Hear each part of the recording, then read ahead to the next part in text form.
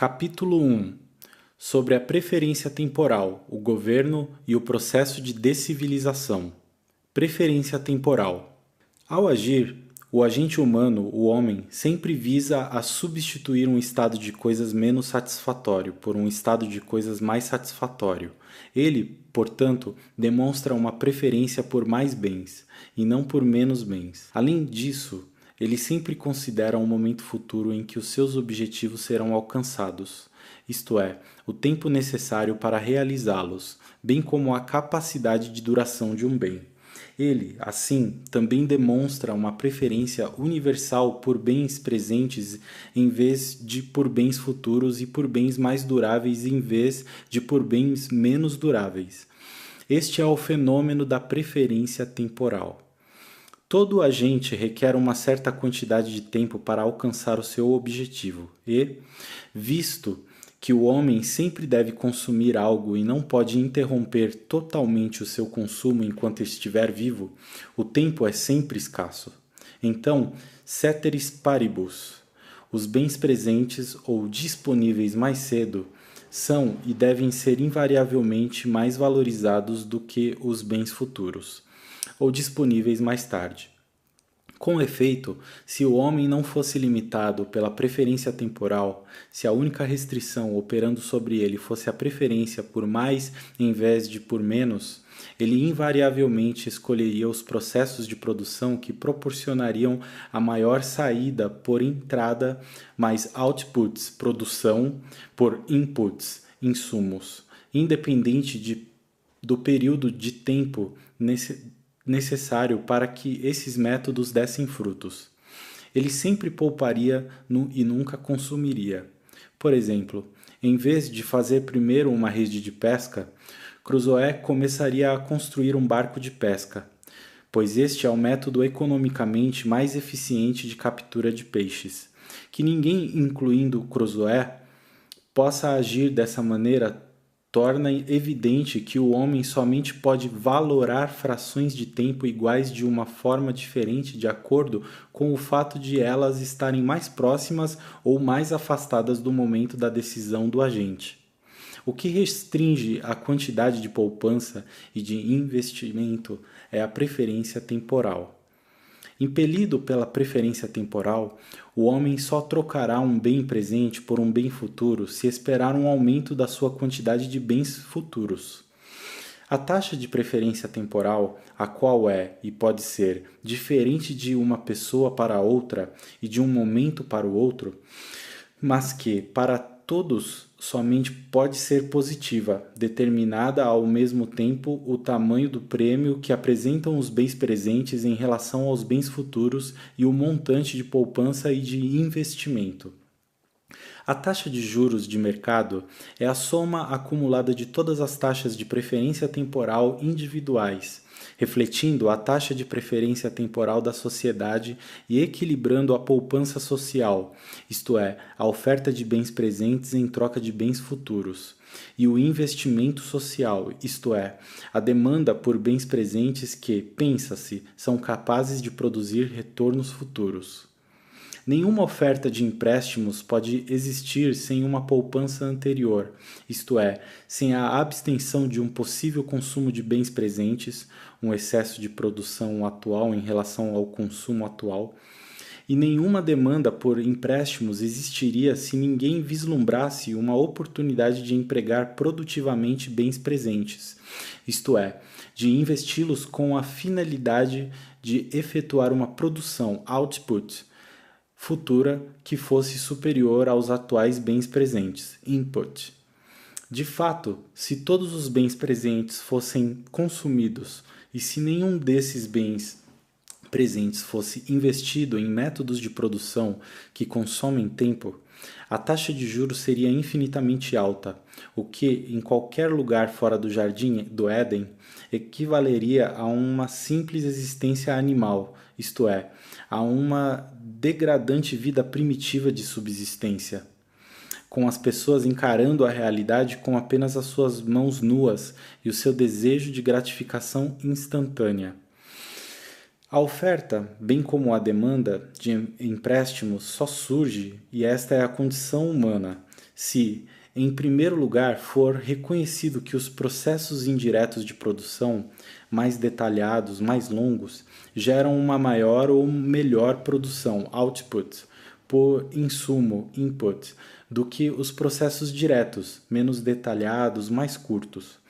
Em segundo lugar, deve ser possível, por meio da poupança, acumular o montante de bens presentes de consumo necessário para prover todas as necessidades e todos os desejos cuja satisfação durante o prolongado tempo de espera for considerada mais urgente do que o incremento no bem-estar futuro esperado pela adoção de um processo de produção mais demorado. Sendo satisfeitas essas condições, a formação e a acumulação de capital são estabelecidas e continuam a ser praticadas. A terra e a mão de obra, os fatores de produção originários, em vez de se basearem e se empenharem em processos de produção de gratificação instantânea, são sustentadas por um excesso de produção em relação ao consumo e empregadas na produção de bens de capital. Os bens de capital somente têm valor na condição de produtos intermediários no processo de produção de bens finais, de consumo, e na medida em que a produção de bens finais com eles é mais eficiente do que a produção de bens finais sem eles, ou, o que é a mesma coisa, na medida em que aquele que possui bens de capital e pode produzir com o auxílio deles está mais próximo, em termos de tempo, da realização do seu objetivo final do que aquele que tem de fazê-lo sem eles. O valor, preço, mais elevado de um bem de capital em relação ao montante despendido nos fatores originários complementares necessários para a sua produção, deve-se a essa diferença de tempo e à realidade universal da preferência temporal. Trata-se do preço a pagar para ganhar tempo, para aproximar-se da conclusão da meta final, para evitar ter de começar tudo desde o início. Pela mesma razão, o valor da produção final, output, deve exceder o montante gasto com seus fatores de produção, o preço pago pelo bem de capital e por todos os serviços de mão de obra complementares. Quanto menor for a preferência temporal, mais cedo será o início do processo de formação de capital e mais rápido será o alongamento da estrutura de produção indireta. Qualquer aumento na acumulação de bens de capital e no detalhamento da estrutura de produção aumenta a produtividade marginal da mão de obra, o que conduz a um aumento do nível de emprego ou de salário, ou, mesmo que a curva da oferta de trabalho deva inclinar-se para trás em função do valor nível salarial, a uma maior massa salarial total, suprida por uma maior quantidade de bens de capital. Uma população de assalariados mais bem pagos produzirá um aumento geral, futuro, da riqueza social, elevando, portanto, os rendimentos reais dos proprietários de capital e de terra. Fatores que influenciam a preferência temporal e o processo de civilização. Entre os fatores que influenciam a preferência temporal, podemos classificá-los em externos, biológicos, pessoais e sociais institucionais.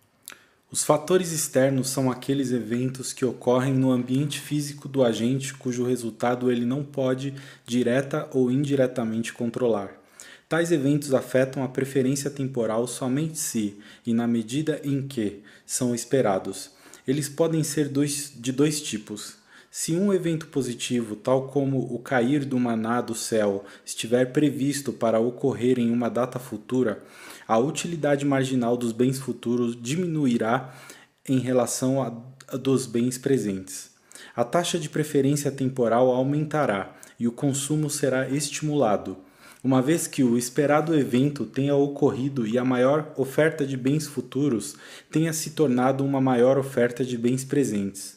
Acontecerá o inverso, a taxa de preferência temporal diminuirá e a poupança aumentará. Por outro lado, se um evento negativo, tal como uma inundação, for esperado, a utilidade marginal de bens futuros aumentará. A taxa de preferência temporal cairá, sendo aumentada a poupança. Após o término do evento, com uma reduzida oferta de bens presentes, a taxa de preferência temporal subirá. Os processos biológicos, tecnicamente, estão dentro do alcance do agente. Porém, para todos os efeitos práticos e no futuro previsível, eles também devem ser considerados como um lado do agente semelhante aos eventos externos. Trata-se de um dado que o homem nasce como uma criança, cresce até tornar-se um adulto. É capaz de procriar durante uma parte de sua vida e, por fim, envelhece e morre. Esses fatos biológicos têm uma influência direta na preferência temporal. Por causa das restrições biológicas ao seu desenvolvimento cognitivo, as crianças apresentam uma taxa de preferência temporal extremamente elevada. Elas não possuem uma noção clara de uma expectativa de vida pessoal que considere um período de tempo prolongado.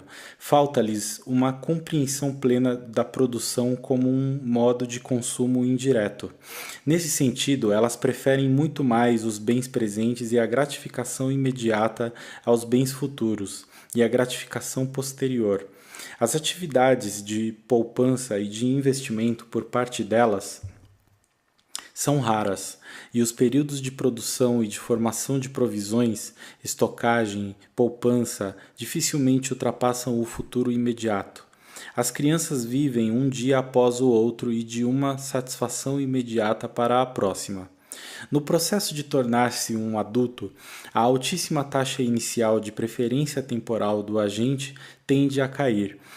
Com o reconhecimento da expectativa de vida e das potencialidades da produção como um meio de consumo indireto, a utilidade marginal dos bens futuros aumenta, a poupança e o investimento são estimulados e os períodos de produção e de estocagem são prolongados. Finalmente, ao envelhecer e aproximar-se do fim da sua vida, o agente apresenta uma taxa de preferência temporal que tende a aumentar. A utilidade marginal dos bens futuros cai porque há menos tempo de vida disponível.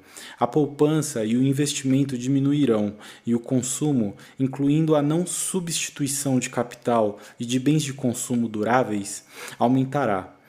Esse efeito da velhice, entretanto, pode ser evitado e suspenso. Devido ao fato biológico da procriação, o agente pode prorrogar o seu período de formação de provisões para além da duração da sua própria vida. Se, e na medida em que este for o caso, a sua taxa de preferência temporal pode permanecer no nível adulto até a sua morte. Dentro dos limites impostos pelos fatores externos e biológicos, o agente define a sua preferência temporal de acordo com as suas avaliações subjetivas. Quão alta for ou quão baixa essa taxa será e quais serão as mudanças que ela sofrerá no decorrer da sua vida pessoal dependem de fatores psicológicos pessoais. Um homem pode somente se preocupar com o presente e com o futuro mais imediato. Como uma criança, ele pode só estar interessado em uma gratificação instantânea, ou, pelo menos, retardada o mínimo possível. Em conformidade com a sua alta preferência temporal, ele pode querer ser um vagabundo, um errante, um bêbado, um drogado, um alucinado ou simplesmente um tranquilo e despreocupado tipo de rapaz que gosta de trabalhar tão pouco quanto possível a fim de aproveitar cada dia ao máximo. Outro homem pode se preocupar constantemente com o seu futuro e com o da sua prole. Ele, por meio da poupança, pode querer construir um estoque constante e crescente de capital e de bens de consumo duráveis, a fim de obter uma oferta cada vez maior de bens futuros e uma estocagem de bens por um período cada vez mais longo. Uma terceira pessoa pode possuir um grau de preferência temporal entre esses dois extremos, ou pode possuir diferentes graus em diferentes momentos e, em decorrência disso, escolher ainda outro estilo de vida.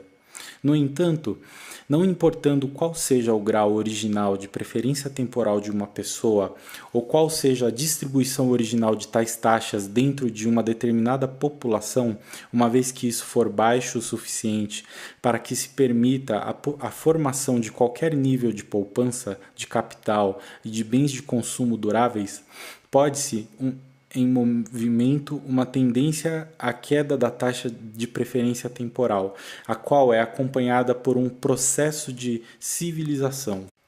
O poupador troca bens presentes de consumo por bens futuros de capital, com a expectativa de que estes ajudarão a produzir uma oferta maior de bens presentes no futuro. Se ele tivesse uma expectativa contrária, ele não teria poupado. Se essa expectativa se revelar correta e se todo o resto continuar a ser o mesmo, cairá a utilidade marginal dos bens presentes em relação à utilidade marginal dos bens futuros. A sua taxa de preferência temporal será menor. Ele poupará e investirá mais do que no passado e a sua renda futura será ainda maior, levando a mais uma redução em sua taxa de preferência temporal. Passo a passo, a taxa de preferência temporal aproxima-se do zero, sem, contudo, jamais alcançá-lo. Em uma economia monetária, como resultado da sua entrega de dinheiro presente, o poupador espera receber mais tarde um rendimento maior em termos reais. Com uma renda mais elevada, a utilidade marginal do dinheiro presente cai em relação à do dinheiro futuro. A proporção de poupança sobe e o futuro rendimento monetário será ainda maior. Além disso, em uma economia de trocas, o poupador e investidor contribui também para a redução da taxa de preferência temporal dos não poupadores. Com a acumulação de bens de capital, a relativa escassez de mão de obra aumenta e os salários, ceteris paribus, aumentarão. Maiores taxas de trabalho implicam uma oferta crescente de bens presentes para os antigos não poupadores. Portanto, até mesmo os indivíduos que eram anteriormente não poupadores verão as suas taxas pessoais de preferência temporal caírem. Ademais, como resultado indireto do aumento dos rendimentos reais provocado pela poupança, a nutrição e a saúde melhoram e a expectativa de vida tende a aumentar. Em um desenvolvimento semelhante à formação da infância para a idade adulta, com uma maior expectativa de vida, objetivos mais distantes são adicionados à escala de valores presentes do indivíduo. A utilidade marginal dos bens futuros em relação à dos bens presentes aumenta, declinando também a taxa de preferência temporal. Simultaneamente, o poupador e investidor dá início a um processo de civilização, ao gerar uma tendência à queda da taxa de preferência temporal. Ele, bem como todos aqueles que, direta ou indiretamente, estão conectados a esse indivíduo através de uma rede de trocas, desenvolve-se e amadurece. Ocorre a transição da infância à fase adulta e da barbárie à civilização. Ao construir uma estrutura de capital e de bens de consumo duráveis em expansão, o poupador e investidor também expande constantemente o alcance e os horizontes dos seus planos. Cresce o número de variáveis que estão sob o seu controle e que são tomadas em consideração em suas ações do presente. Portanto, isso aumenta o número e o horizonte de tempo das suas predições sobre eventos futuros. A partir disso, o poupador e investidor fica interessado em adquirir e melhorar constantemente o seu conhecimento relativo a um número cada vez maior de variáveis e de inter-relações entre essas variáveis. Contudo, uma vez que tenha adquirido ou melhorado o seu próprio conhecimento e o verbalizado ou demonstrado em suas ações, esse tipo de conhecimento se torna um bem livre, abundante, não escasso, disponível à imitação e à utilização por outros para os seus próprios fins. Então, em virtude das ações do poupador, até mesmo as pessoas de visão de curto prazo, orientadas para o presente, serão gradualmente transformadas, passando da condição de bárbaras para a condição de civilizadas. A vida deixa de ser curta, bruta e desagradável, tornando-se mais longa e cada vez mais refinada e confortável. A figura 1 fornece uma ilustração gráfica dos fenômenos da preferência temporal e do processo de civilização. Ela relaciona as taxas individuais de preferência temporal, o tamanho do prêmio de um determinado bem presente em relação ao mesmo bem em uma determinada data posterior que induz um dado indivíduo a se empenhar em uma troca intertemporal. No eixo vertical, com o rendimento monetário individual real, a sua oferta de dinheiro presente no eixo horizontal. De acordo com a lei da utilidade marginal, cada curva de preferência temporal individual, como T1 ou T2, inclina-se para baixo, enquanto a oferta de dinheiro presente aumenta. O processo de civilização é simbolizado por um movimento do ponto 11, com uma taxa de preferência temporal de T11 para o ponto 22, com uma taxa de preferência temporal de T22.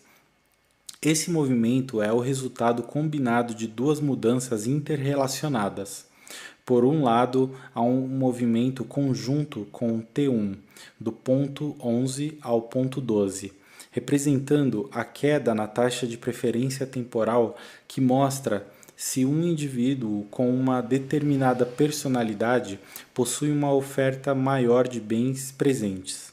Por outro lado, há um movimento do ponto 12 ao ponto 22. Essa mudança de uma curva maior de preferência temporal para uma curva menor de preferência temporal, supondo-se dado o rendimento real, representa as mudanças de personalidade à medida que elas ocorrem durante a transição da infância para a vida adulta, no decurso da elevação da expectativa de vida ou em decorrência de um avanço do conhecimento. Preferência temporal, propriedade, crime e governo. A quantidade real de bens presentes alocados para a produção de bens futuros depende, por um lado, do conhecimento técnico de uma pessoa. Por exemplo, sem o conhecimento de como construir uma rede de pesca, Crusoe obviamente não poderia começar a trocar bens presentes por bens futuros, isto é, a poupar e investir. Por outro lado, dado o conhecimento técnico de uma pessoa, a quantidade de poupança depende única e exclusivamente do seu suprimento de bens presentes e do seu padrão de preferência temporal. Quanto menor for o seu suprimento de bens presentes e quanto maior for a sua preferência temporal, maior será a sua taxa efetiva de preferência temporal e menor será a sua poupança real. No início da humanidade havia apenas a terra, recursos naturais e obstáculos, e o trabalho, corpo humano. Estritamente falando, a única oferta dada, disponibilizada pela natureza, de qualquer bem é a de corpo e tempo. A oferta de todos os outros bens, sejam eles bens de consumo perecíveis ou duráveis, tais como frutas ou cavernas, sejam eles bens indiretamente úteis, fatores de produção, tais como arbustos, frutíferos e as terras em redor desses vegetais, não é dada. Ela é o resultado da ação anterior de alguém, da apropriação, homesteading, da natureza por um indivíduo específico. Os fatos e as leis da natureza e da biologia humana são dados, é claro, e a natureza, como tal, pode ser generosa ou insuficiente, mas é somente por meio de um ato individual de apropriação que a natureza se transforma em uma fonte de bens. E é ainda mais evidente que a oferta de todos os bens produzidos não é dada, sejam eles bens de consumo que foram armazenados, conservados ou tornados mais duráveis, sejam eles fatores de produção criados, bens de capital. Todos são o resultado das atividades de indivíduos específicos. Por fim, o conhecimento técnico também não é dado. Que uma batata poupada hoje possa produzir 10 batatas daqui a um ano. Isso pode ser um fato da natureza, mas é preciso primeiro ter em mãos uma batata. Todavia, assim que se possua uma batata e se esteja perfeitamente disposto a investi-la para que se obtenha esse retorno de 10 batatas, ou até mesmo um retorno menor, esse fato seria irrelevante a menos que a pessoa em questão conhecesse as leis do cultivo da batata. Portanto, nem a oferta de bens presentes, nem a tecnologia são dadas ou fixas. Pelo contrário, elas são artefatos concebidos com a intenção de melhorar o bem-estar do seu apropriador produtor. As expectativas em relação a elas podem revelar-se corretas ou equivocadas, e, ao invés de assegurarem um lucro para o agente, as suas ações podem resultar em uma perda. Mas ninguém gastaria tempo colhendo frutos silvestres a menos que esperasse que estes fossem comestíveis. Ninguém se apropriaria de um arbusto frutífero a menos que pensasse que isso aumentaria a sua colheita de frutas. Ninguém se interessaria em aprender sobre qualquer fato ou lei da natureza a menos que achasse que tal conhecimento poderia ajudá-lo a melhorar a sua situação. Em um contexto social, o suprimento de um indivíduo de bens apropriados e produzidos, o seu padrão de preferência temporal e a sua consequente taxa efetiva de preferência temporal também podem ser afetados pelas ações dos outros, bem como pelas expectativas em relação a essas ações. A tendência à queda da taxa de preferência temporal e o processo de civilização que a acompanha continuarão assim como tem sido até agora tacitamente admitido ser o caso enquanto ninguém interferir nos atos de apropriação da natureza e de produção dos outros.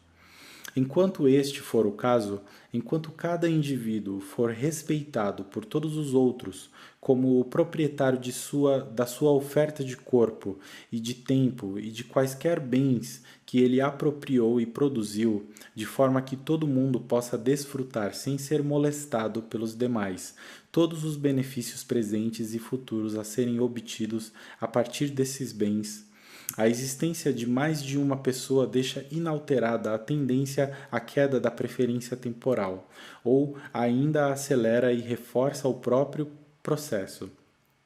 O primeiro caso acontece se, e na medida em que A se apropriar de um determinado bem previamente sem dono dado pela natureza, ou transformar esse bem em um bem diferente sem causar qualquer dano físico para os bens pertencentes a outra pessoa B.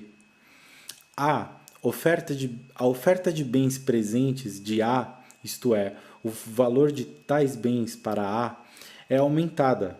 Em virtude disso, ceteris paribus, a sua taxa de preferência temporal cairá, devido ao fato de as ações não terem impacto sobre a oferta de bens possuída por B. A taxa de preferência temporal de B mantém-se inalterada. Além disso, a tendência será acelerada na medida em que A e B, baseados no reconhecimento mútuo da propriedade de cada um, empenharem-se voluntariamente no comércio ou na cooperação e na medida em que, mesmo sem qualquer troca entre si, tão somente observarem as atividades um do outro e reproduzirem o conhecimento um do outro. Pois qualquer comércio voluntário ou cooperação entre A e B aumenta ex ante a oferta e ou o valor atribuído à oferta de bens de ambas as partes. Caso contrário, esse comércio ou essa cooperação não ocorreriam. Portanto, a taxa de preferência temporal de ambos, A e B, cairá. Ademais, por meio da aprendizagem um do outro de fatos e leis, tais como existem batatas. As batatas podem ser comidas. Uma batata presente pode produzir 10 batatas futuras. A tendência à queda da taxa de preferência temporal se espalha de uma pessoa para outra. Entretanto, caso ocorram violações dos direitos de propriedade dos bens apropriados ou produzidos por A, sejam roubados, danificados ou expropriados por B, ou caso B restrinja de alguma forma os usos que A está autorizado a fazer dos seus bens, além de não ser permitido a A causar qualquer dano físico à propriedade de B, então a tendência à queda da taxa de preferência temporal será perturbada, interrompida ou até mesmo invertida. As violações dos direitos de propriedade e o efeito que elas engendram sobre o processo de civilização podem ser de dois tipos. Elas podem assumir a forma de atividades criminosas, incluindo negligência, ou podem assumir a forma de interferência governamental ou institucional.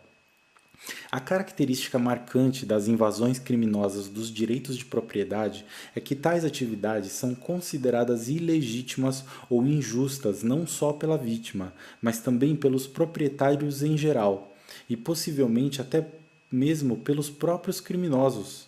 Portanto, considera-se que a vítima tem o direito de defender-se caso seja necessário, através da retaliação, e de punir ou exigir uma compensação do agressor. O impacto do crime é duplo.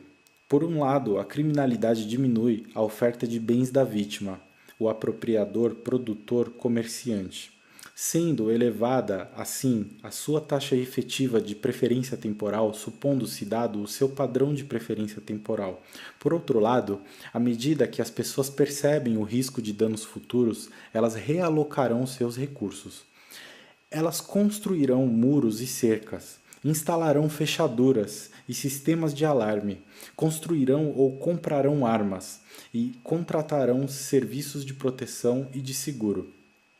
A existência do crime, portanto, implica um retrocesso no processo que conduz à queda da taxa da preferência temporal em relação às vítimas em questão, ocasionando gastos que, na perspectiva das vítimas reais e potenciais, poderiam ser considerados um desperdício caso não houvesse crime.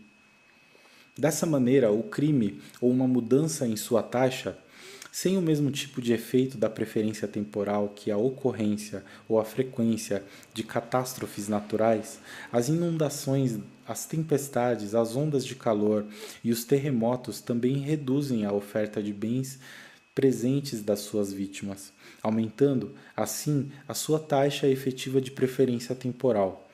E a percepção da alteração dos riscos de catástrofes naturais também conduz a realocações de recursos e a caros ajustes, como a construção de barragens, de sistemas de irrigação, de diques de contenção, de abrigos, ou como a compra de seguros por danos de um terremoto. Tais ajustes e realocações seriam desnecessários caso não existissem tais riscos naturais.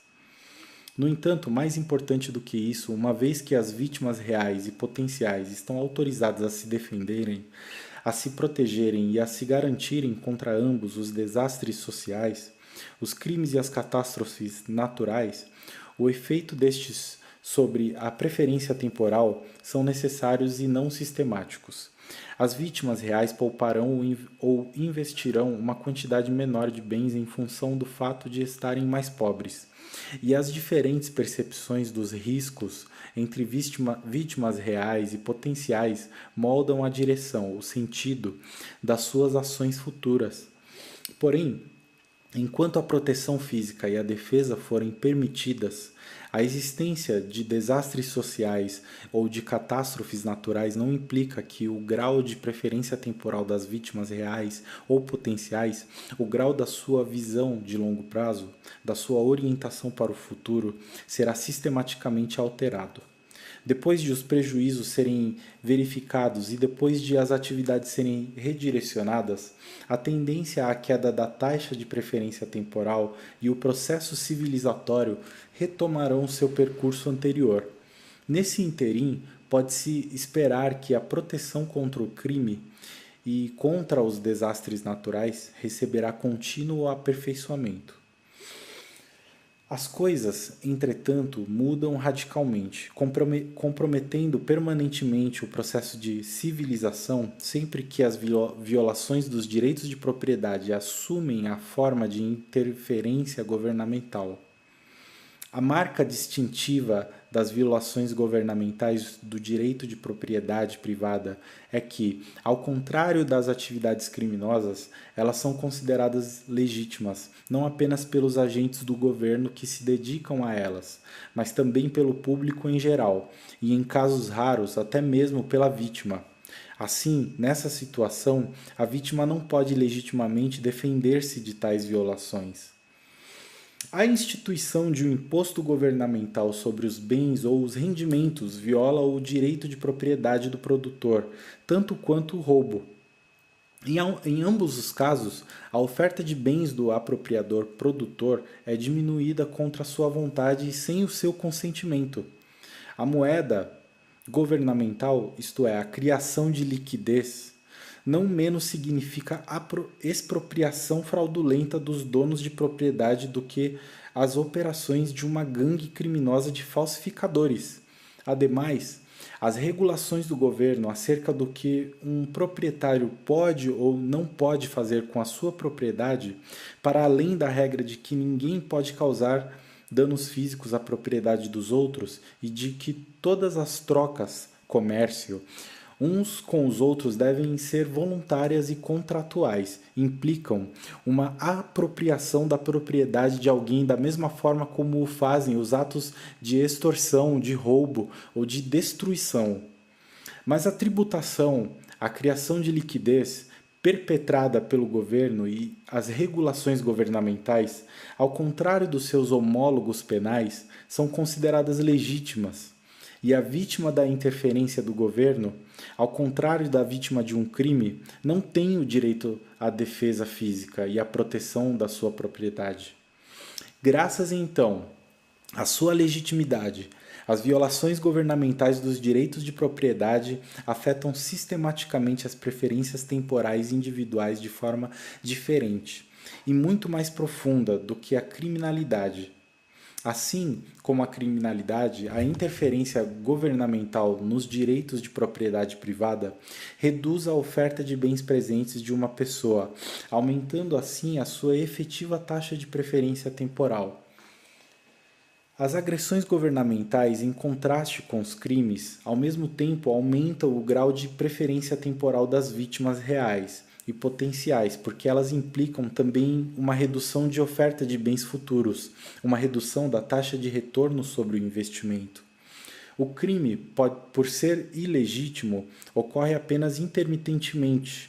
O assaltante desaparece da cena com o seu saque e deixa sua vítima sozinha, livre e em paz. Portanto, pode-se lidar com o crime através do aumento da demanda por produtos e serviços de proteção, em relação ao aumento da demanda por produtos e serviços que não sejam de proteção, a fim de restaurar ou até mesmo aumentar a futura taxa de retorno de investimento e fazer com que seja menos provável que o mesmo ou um outro assaltante possam ser bem-sucedidos uma segunda vez com a mesma ou com uma outra vítima. Em contraste, por serem legítimas, as violações governamentais dos direitos de propriedade são contínuas. O agressor não desaparece na clandestinidade, mas permanece ao redor, e a vítima não pode se armar contra ele, mas deve permanecer indefesa, pelo menos é o que, geralmente, dela se espera.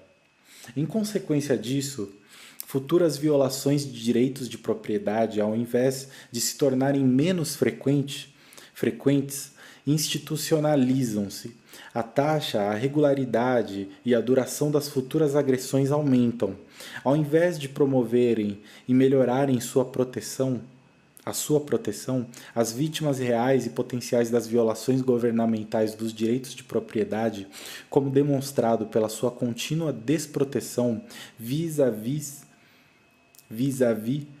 os seus agressores reagem a isso, associando um risco permanentemente maior à totalidade da sua produção futura e ajustando sistematicamente para baixo as suas expectativas em relação à taxa de retorno de todos os investimentos futuros. Competindo com a tendência à queda da taxa de preferência temporal, uma tendência oposta passa a surgir com a existência do governo.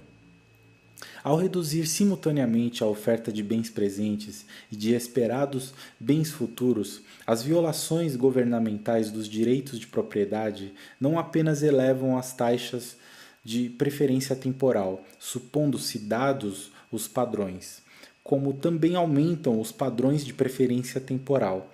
Em função de os apropriadores produtores estarem e virem a si próprios assim indefesos contra futuras agressões por parte dos agentes do governo, a sua esperada taxa de retorno de ações produtivas e orientadas para o futuro, visão de longo prazo, é reduzida em todos os aspectos. Em decorrência disso, as vítimas reais e potenciais tornam-se mais orientadas para o presente, visão de curto prazo. Conforme será explicado no decorrer da sessão seguinte, se as violações governamentais dos direitos de propriedade seguem o seu rumo, aumentando e tornando-se cada vez maiores, a tendência natural da humanidade é a identificar um crescente estoque de capital de bens de consumo duráveis e a trabalhar com uma visão cada vez mais de longo prazo, com objetivos mais distantes no tempo, orientada para o futuro. Pode não só ser suspensa, como também ser revertida por uma tendência à descivilização. Indivíduos previdentes e responsáveis se tornarão bêbados ou alucinados. Os adultos se tornarão crianças. O homem civilizado se tornará um bárbaro e os produtores se tornarão criminosos.